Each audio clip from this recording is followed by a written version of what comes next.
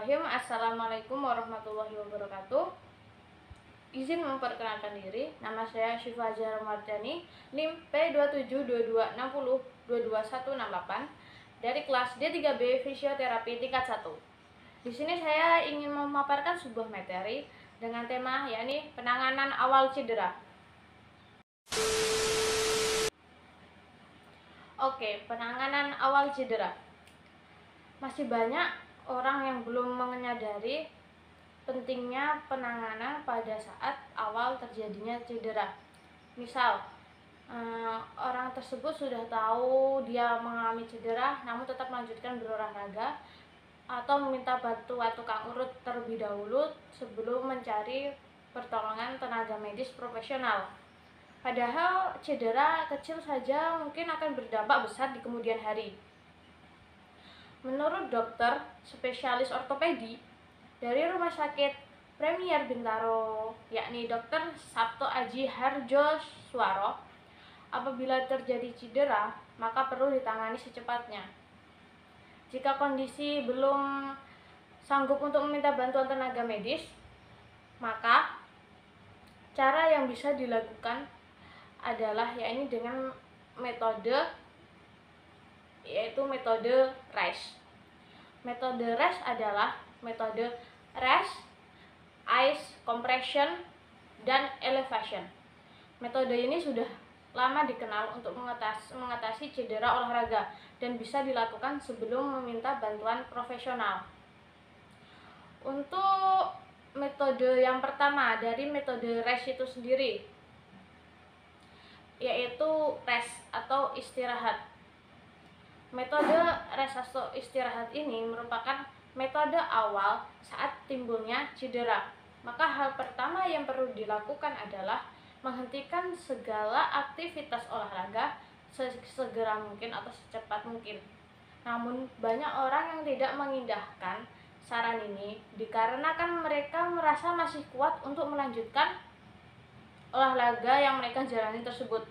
Kemudian metode kedua yaitu ice atau es.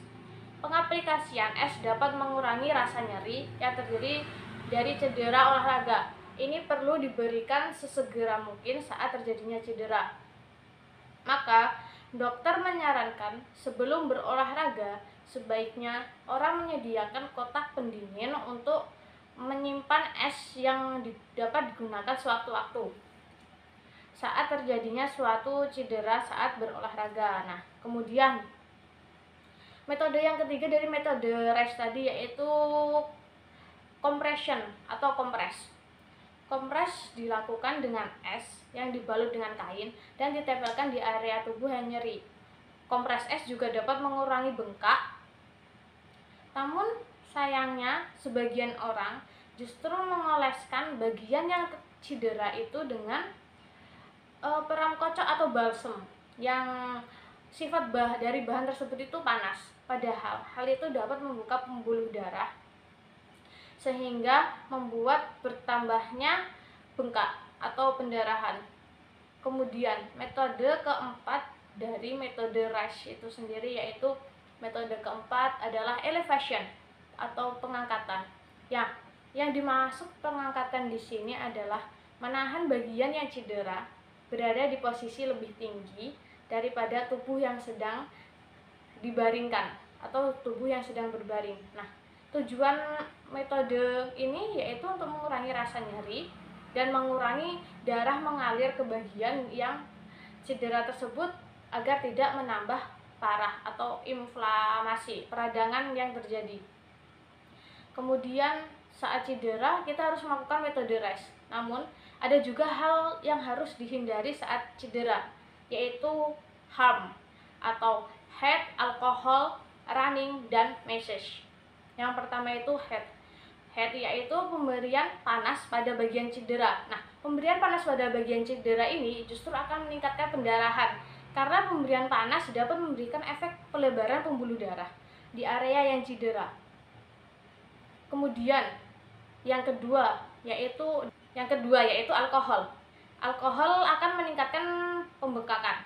Dan yang ketiga running. Running di sini akan memperburuk keadaan saat orang tersebut mengalami cedera. Kemudian yang keempat atau yang terakhir ada meses. Tidak dibolehkan pada masa akut karena meses pada cedera akan malah merusak jaringan tersebut. Maka saat terjadinya cedera, ingatlah prinsip do rest no harm. Lakukan rest, ice, compression, dan elevation, dan jangan lakukan head, alcohol, running, atau massage pada bagian yang mengalami cedera. Mungkin itu saja pemaparan materi dari saya tentang penanganan awal pada saat cedera. Semoga materi saya ini dapat membantu orang-orang yang membutuhkan pertolongan pertama pada saat cedera dan membantu teman-teman dalam melakukan pembelajaran tentang penanganan awal saat cedera. Mungkin itu saja yang dapat saya sampaikan. Sebelumnya saya mohon maaf bila ada salah kata dan saya akhiri. Wassalamualaikum warahmatullahi wabarakatuh.